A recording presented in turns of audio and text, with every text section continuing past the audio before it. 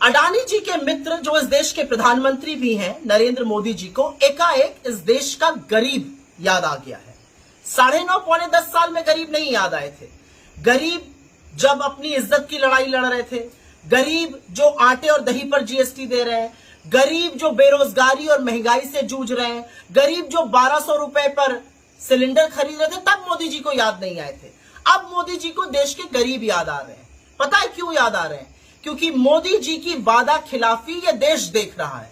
मोदी जी का दोहरा मापदंड ये देश देख रहा है। ये देश देख रहा है कि कैसे पिछड़ों के साथ लगातार मोदी जी ने धोखाधड़ी करी है।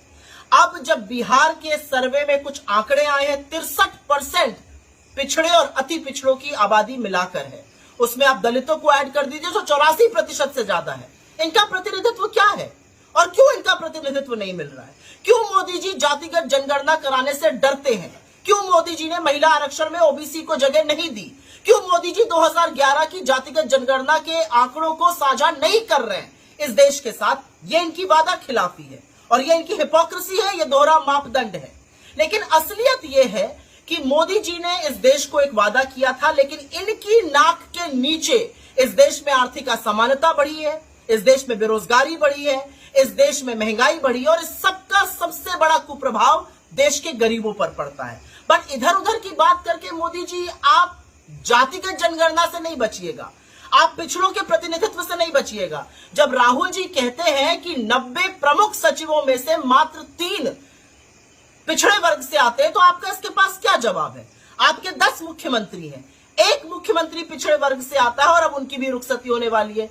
महिला मुख्यमंत्री एक भी नहीं है, जो एक थी उनका आप क्या हाल कर रहे हैं ये दुनिया देख रही है। तो मोदी जी आपके गले की फांस बन गई है, हम समझ सकते हैं, लेकिन अब ये मांग थमने वाली नहीं है, अब ये मांग रुकने वाली नहीं है। जितनी आबादी उतना हक देना पड़ेगा।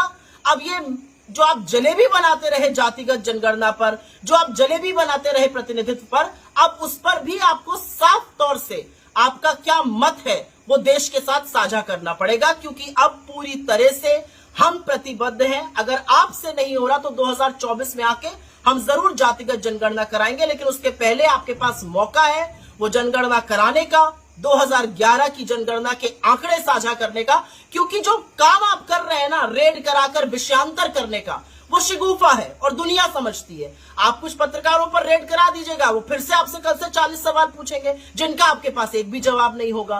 तो विषयांतर करने के लिए, डिस्ट्रैक्ट करने के लिए, ध्यान बटाने के लिए अब आप कुछ भी करिए।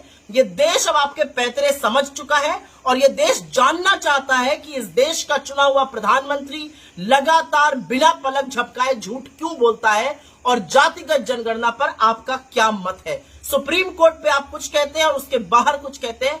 अब ये जलेबी चलेगी नहीं। जितनी आबादी उतना हक तो आपको देना पड़ेगा।